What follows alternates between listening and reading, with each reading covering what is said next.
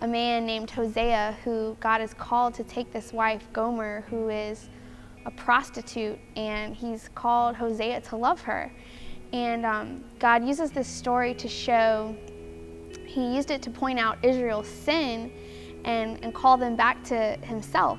But so many times when we read this story, we just look at how great Hosea was for taking her back over and over, and how we are called to forgive others and to love them regardless of their weaknesses. But we fail to see how much we actually are like Gomer. We're trying to be like Hosea, but we're actually living lives just like Gomer all along.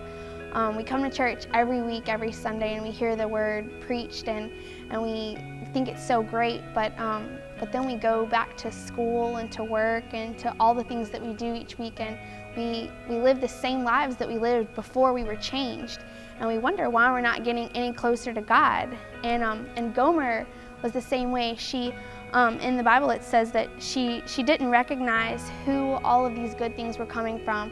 All along, she thought that all the good things she had were just because of her job. They were her wages. They were due to her. But truthfully, Hosea was the one that was providing these things for her.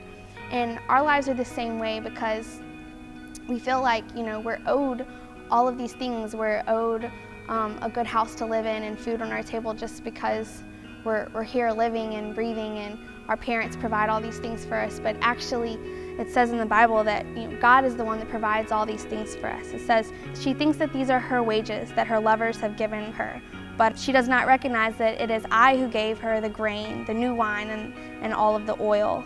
And we need to recognize that everything we have is coming from God, and we owe Him our lives. It also says further down in this story, their actions do not allow them to return to their God, for a spirit of promiscuity is among them, and they do not know the Lord. And so many times we do the same thing. We wonder why we can't get closer to Him, but all the while we think that on Sundays that's where we should be getting all of our growth, but we're doing nothing on our own. We're not seeking Him each day, spending time with Him each morning. We're devoting our lives to the things that we want, and we're seeking out our goals, trying to be all that we should be to our friends so that they accept us, and to our co-workers so that we can rise up in our jobs and in our own personal lives, completely forgetting that we're here to live for Him. And all of those things are nothing, because just like God did to the Israelites, He took away all that He had blessed them with because they didn't even recognize who it came from. God can do the same thing to us. He can take away all of the things that He has blessed us with, and just to show us that He is truly in control.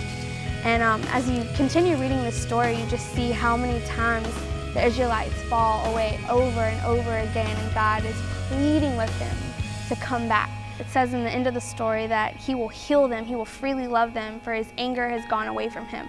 But they had to be willing to give up all of the things that they wanted so much for themselves, give them back to God, and remember that the whole reason that they were put here was to glorify Him.